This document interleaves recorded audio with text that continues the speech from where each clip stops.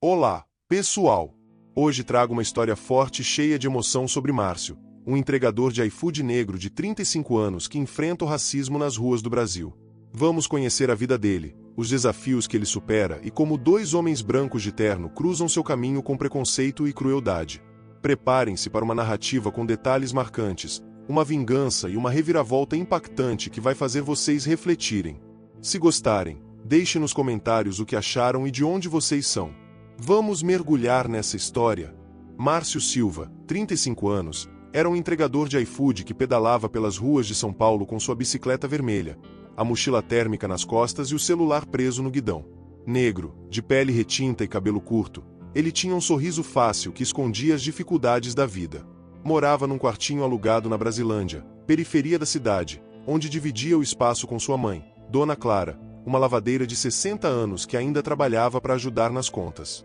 Márcio era pai solo de uma menina de 7 anos, Luana, que era seu maior orgulho. Ele largou os estudos aos 17 para trabalhar e sustentar a família depois que o pai morreu num acidente de obra. Antes do iFood, Márcio foi ajudante de pedreiro, mas a pandemia o deixou sem emprego, e ele viu no aplicativo uma chance de sobreviver. É cansativo, mas pelo menos eu vejo minha filha sorrir, dizia, enquanto consertava o pneu da bicicleta à noite, as mãos calejadas sujas de graxa. Ele pedalava até 12 horas por dia, enfrentando sol, chuva e o trânsito caótico de São Paulo. Ganhava cerca de R$ 1.200 por mês, mas metade ia pro aluguel e pro mercado. O resto ele guardava para comprar material escolar para Luana, que sonhava em ser médica. Márcio sempre levava um caderno no bolso, onde anotava frases que ouvia na rua, sonhando um dia escrever um livro sobre sua vida. Apesar das dificuldades, Márcio era um homem de fé. Todo domingo, ia à igreja com Luana e Dona Clara, onde cantava no coral. Ele acreditava que a honestidade e o trabalho duro levariam a dias melhores, mesmo quando motoristas o xingavam no trânsito ou clientes o tratavam com desprezo. Deus tá vendo, dizia, enxugando o suor da testa enquanto pedalava sob o sol escaldante. Márcio também tinha um hobby: consertar coisas. Ele juntava eletrodomésticos quebrados que encontrava no lixo e os arrumava para vender, ganhando um extra. No quartinho, tinha uma pequena bancada com ferramentas, onde passava as noites desmontando ventiladores e rádios. Um dia vou ter minha lojinha, sonhava, enquanto Luana desenhava ao lado, o lápis colorido riscando o papel. Ele enfrentava o preconceito diariamente. Motoristas gritavam volta para a África no trânsito, e alguns clientes se recusavam a receber a entrega dele por causa da cor da pele. Márcio engolia o ódio, mas guardava cada palavra no peito, o caderno se enchendo de frases que doíam. Eu não baixo a cabeça para ninguém, dizia, o olhar firme enquanto pedalava, a mochila pesada nas costas. Márcio também era conhecido na comunidade. Ajudava os vizinhos com pequenos concertos e levava marmitas para quem passava fome na rua. Quem tem pouco, divide, dizia, entregando um prato de feijão ao morador de rua, o sorriso sincero no rosto. Ele era um homem simples, mas com um coração enorme, que vivia por sua filha e sua mãe. Sua bicicleta era seu bem mais precioso. Ele a comprou usada, com o primeiro pagamento do iFood, e a pintou de vermelho para dar sorte. Essa bike é minha liberdade, dizia, enquanto ajustava a corrente, o suor pingando no chão. Márcio não tinha muito, mas tinha dignidade, e isso ninguém podia tirar dele. Ele também sonhava em dar uma vida melhor para Luana. Toda noite, lia histórias para ela antes de dormir, mesmo exausto. Você vai ser o que quiser, minha princesa, dizia, beijando a testa dela enquanto ela dormia, o caderno de anotações ao lado, cheio de sonhos que ele ainda acreditava que poderia realizar. A vida de Márcio era de luta, mas também de esperança. Ele pedalava pelas ruas com a cabeça erguida, enfrentando o preconceito e as dificuldades, sem imaginar que um dia comum de entregas o colocaria frente a frente com dois homens que mudariam sua trajetória de forma brutal. Bruno Menezes e Felipe Albuquerque, ambos na casa dos 40 anos, eram dois executivos brancos que trabalhavam numa empresa de consultoria financeira no Itaim Bibi, bairro nobre de São Paulo. Bruno, 42 anos, era alto, com cabelo loiro penteado pro lado e um relógio de ouro no pulso. Felipe, 45, era mais baixo, com cabelo castanho e uma barriga que o terno caro não escondia. Eles se conheciam desde a faculdade e compartilhavam o mesmo desprezo por quem consideravam inferiores. Os dois viviam uma vida de luxo. Bruno morava num apartamento de cobertura na Vila Nova Conceição, com vista para a cidade, e dirigia uma BMW que exibia como troféu. Ele era casado com uma influencer que passava o dia postando fotos de viagens, mas traía a esposa com frequência, rindo: "Ela só serve para foto, o resto eu resolvo na rua." Ele gastava fortunas em baladas e roupas de grife, o ego inflado pelo dinheiro que ganhava. Felipe, por outro lado, vivia numa casa em Alphaville, com piscina e churrasqueira, onde dava festas para a elite. Ele tinha 2 filhos adolescentes que estudavam em colégios caros, mas mal falava com eles, preferindo passar o tempo em bares caros com Bruno. "Meus filhos são uns mimados, mas pelo menos são brancos", dizia, rindo enquanto brindava com o uísque, o charuto na mão. Os dois eram racistas declarados. Na empresa, humilhavam funcionários negros e pardos, chamando-os de cotistas e incompetentes. "Esses pretos só atrapalham, deviam estar na roça", dizia Bruno, enquanto Felipe ria, os dois sentados na sala de reuniões, o ar-condicionado gelado contrastando com o calor do ódio. Eles nunca promoviam ninguém que não fosse branco, reservando os melhores cargos para gente como a gente. Bruno e Felipe também eram corruptos. Eles superfaturavam contratos da empresa, embolsando a diferença em propinas. "O cliente nem percebe, é tudo otário", dizia Felipe, enquanto assinava um contrato falso, o sorriso cínico no rosto. O dinheiro sujo ia para contas em paraísos fiscais, e eles usavam para comprar carros, joias e viagens para a Europa. Eles também eram misóginos. Na empresa, assediavam funcionárias, prometendo promoções em troca de favores. Quando uma analista os denunciou ao RH, eles a demitiram no mesmo dia, rindo: "Quem ela pensa que é?" A mulher, uma mãe solteira, perdeu o emprego e a dignidade, enquanto eles brindavam a vitória num bar de luxo. Bruno tinha um histórico de violência. Ele já havia agredido um garçom negro num restaurante, chamando-o de macaco por derrubar um copo, e saiu impune porque pagou para abafar o caso. "Esses pretos têm que aprender o lugar deles", dizia, o tom carregado de desprezo enquanto Felipe ria, o uísque tilintando no copo. Felipe, por sua vez, era obcecado por status. Ele se gabava de ter sangue puro, dizendo que sua família descendia de europeus. "Eu sou de linhagem, não misturo com essa escória", dizia, enquanto exibia fotos da família em eventos de gala, o sorriso forçado escondendo a podridão da alma. Os dois também eram cruéis fora do trabalho. Eles zombavam de moradores de rua, jogando moedas no chão para ver eles se rastejarem. "Olha o circo dos pobres", dizia Bruno, rindo enquanto um homem faminto pegava as moedas, o olhar baixo de vergonha. Felipe filmava, achando graça na humilhação. A vida de Bruno e Felipe era um reflexo de sua arrogância e preconceito. Eles se achavam intocáveis, o dinheiro e o privilégio os protegendo enquanto espalhavam ódio por onde passavam, sem imaginar que um encontro com o entregador de iFood mudaria tudo. Era uma tarde quente de quinta-feira, e Márcio acabava de fazer uma entrega na rua Oscar Freire, nos Jardins, um bairro chique de São Paulo. Ele entregou um pedido de sushi num prédio de luxo. O cliente nem olhou na cara dele ao pegar a sacola. Márcio guardou o celular na mochila, enxugou o suor da testa e começou a pedalar de volta, o sol queimando sua nuca. Enquanto descia a rua, ele viu 2 homens de terno saindo de um café. Era Bruno e Felipe, que tinham acabado de fechar um contrato superfaturado e estavam rindo alto, o charuto de Felipe soltando fumaça. Eles avistaram Márcio e, sem motivo, começaram a zombar. "Olha lá o macaco de bicicleta", gritou Bruno, apontando enquanto ria, o relógio de ouro brilhando no pulso. Felipe entrou na onda, o tom carregado de desprezo. "Ei, carvão, tá perdido? Aqui não é a favela." Ele jogou uma moeda no chão, rindo. "Pega, pneu, compra um banho." Márcio parou a bicicleta, o coração acelerado, o ódio subindo a garganta. Ele já tinha ouvido isso antes, mas algo naquela cena o fez travar, o olhar dos 2 homens cheio de maldade.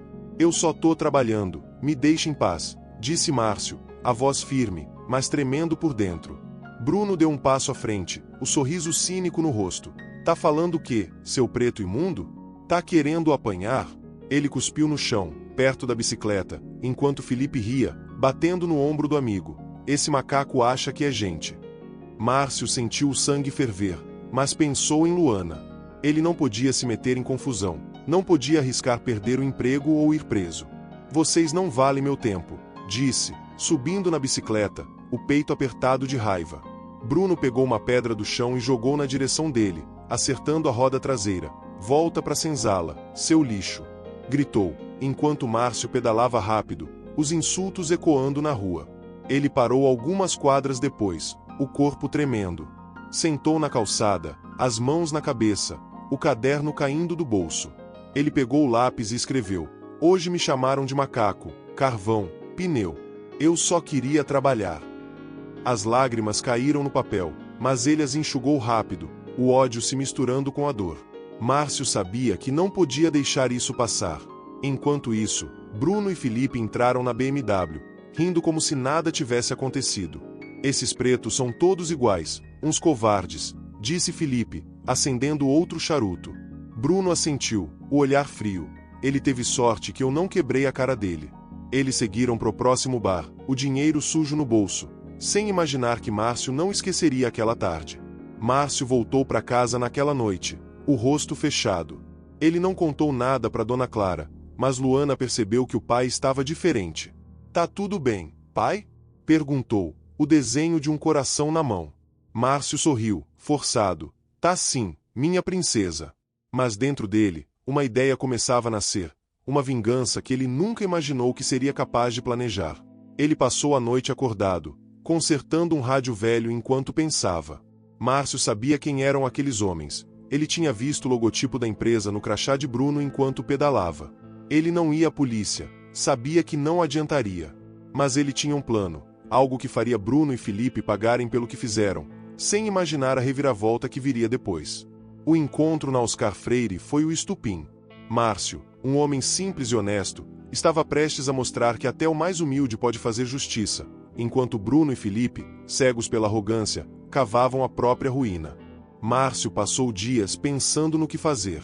Ele não era violento, mas a humilhação que sofreu o consumia. Ele decidiu usar o que sabia fazer de melhor, consertar coisas e observar. Primeiro, ele pesquisou a empresa de Bruno e Felipe, a Menezes e Albuquerque Consultoria, usando o celular velho. Descobriu que eles tinham um escritório no Itaim Bibi e que eram conhecidos por festas extravagantes. Ele começou a seguir os dois discretamente. Depois das entregas, Márcio pedalava até o prédio da empresa e observava de longe, anotando os horários deles. Ele viu que toda sexta-feira, Bruno e Felipe saíam para um bar caro na Vila Madalena, onde ficavam até tarde, bêbados e falando alto sobre seus esquemas. Márcio ouviu trechos de conversa sobre propinas e contratos falsos, o caderno se enchendo de detalhes. Márcio também percebeu que os dois eram descuidados. Eles deixavam documentos no carro, uma BMW preta que Bruno sempre estacionava na rua, sem trancar direito. Uma noite, enquanto os dois riam dentro do bar, Márcio se aproximou do carro. Ele usou uma ferramenta que levava na mochila, um arame que usava para concertos, e abriu a porta em segundos, o coração batendo forte. Dentro do carro, ele encontrou uma pasta com contratos e recibos de propinas, além de um pendrive. Márcio pegou o pendrive e alguns papéis, guardando tudo na mochila. Ele não sabia ao certo o que fazer com aquilo, mas sabia que era importante. Vocês vão aprender a me respeitar, murmurou, enquanto trancava o carro e pedalava para longe, a noite escura o escondendo. No dia seguinte, Márcio levou o pendrive para um amigo da igreja, o pastor Daniel, que entendia de computadores. Daniel abriu os arquivos e ficou chocado. Havia e-mails, planilhas e até gravações de Bruno e Felipe combinando subornos com clientes. Isso é crime pesado, Márcio. O que você vai fazer? Perguntou o pastor, o tom preocupado. Márcio respondeu, o olhar firme. Vou fazer eles pagarem. Márcio planejou com cuidado. Ele sabia que Bruno e Felipe iam a uma festa de gala na sexta seguinte, num casarão em Alphaville, onde Felipe morava. Márcio decidiu usar as provas contra eles de forma anônima. Ele imprimiu os e-mails mais comprometedores numa lan house e escreveu uma carta. Eu sei o que vocês fazem. Parem de roubar, ou isso vai para as mãos de quem não perdoa. Ele não assinou, mas deixou claro que sabia tudo. Na noite da festa, Márcio pedalou até Alphaville, a mochila leve nas costas. Ele esperou do lado de fora, escondido atrás de uma árvore, até ver a BMW de Bruno estacionar. Quando os dois entraram na casa, rindo alto, Márcio se aproximou do carro e deixou a carta e as cópias dos e-mails no para-brisa, presas com uma pedra. Ele também colou um bilhete: macaco, carvão, pneu. Eu não esqueço. Márcio voltou para casa, o coração mais leve. Ele não sabia ao certo o que aconteceria, mas sentia que tinha feito justiça. Ele guardou o pendrive e os originais dos documentos num lugar seguro, caso precisasse usar depois. Naquela noite, ele dormiu pela primeira vez em dias, o caderno ao lado com uma nova frase: "Hoje eu lutei por mim." Enquanto isso, Bruno e Felipe encontraram a carta ao voltar para BMW, já bêbados. "Quem fez isso?" gritou Bruno, o rosto vermelho de raiva enquanto lia os e-mails. Felipe, pálido, amassou o bilhete. "É aquele preto da bicicleta, só pode ser." Eles riram, nervosos, achando que era só uma ameaça vazia, sem imaginar que o pior ainda estava por vir. A vingança de Márcio foi silenciosa, mas precisa. Ele usou a inteligência e a paciência para atingir os dois onde doía, no medo de perderem tudo. Mas o que ele não esperava era que a reviravolta que viria a seguir seria ainda mais impactante, selando o destino de Bruno e Felipe de uma forma que ninguém poderia prever. Depois de encontrar a carta, Bruno e Felipe entraram em pânico, mas o orgulho os fez subestimar Márcio. "Ele é só um entregador, não tem como provar nada", disse Bruno, jogando os papéis no lixo enquanto dirigia de volta para São Paulo, o uísque ainda na cabeça. Felipe concordou, mas o medo já estava plantado. "Vamos dar um jeito nele antes que ele abra a boca." Os dois decidiram contratar um capanga para dar um susto em Márcio. Eles sabiam onde ele morava, tinham visto o endereço num dos recibos de entrega que Márcio fez na empresa semanas antes. Contrataram um homem chamado Toninho, um ex-segurança que fazia trabalhos sujos por dinheiro. "Só assusta ele, deixa claro que a gente manda", disse Felipe, entregando R$ 2.000 a Toninho, o charuto tremendo na mão. Toninho foi até a Brasilândia numa noite de quarta-feira, armado com um canivete. Ele esperou Márcio voltar das entregas, escondido na esquina. Quando Márcio chegou, empurrando a bicicleta, Toninho o abordou. "Seu preto, você mexeu com quem não devia. Para de se meter na vida dos outros, ou eu acabo com você e sua família." Márcio ficou paralisado, o medo dominando, mas ele assentiu, o capanga indo embora logo depois. Márcio não dormiu naquela noite. Ele escondeu o pendrive e os documentos na casa de Dona Clara, num pote de farinha, e decidiu que não faria mais nada. "Não vale o risco, Luana precisa de mim", pensou, o coração apertado. Ele achou que o pior tinha passado, mas a reviravolta estava apenas começando, e não seria Márcio quem a causaria. Enquanto isso, Toninho, o capanga, não era tão leal quanto Bruno e Felipe pensavam. Ele guardou cópias dos e-mails que os dois tinham mostrado para provar que Márcio era uma ameaça. Toninho viu ali uma oportunidade. Ele sabia que Bruno e Felipe eram corruptos e que tinham muito a perder. Então, decidiu chantageá-los. Toninho ligou para Felipe na manhã seguinte. "Eu sei de tudo, seus esquemas, as propinas. Me dá R$ 50.000, ou eu entrego tudo para a polícia e para os seus clientes." Felipe ficou lívido, o telefone tremendo na mão.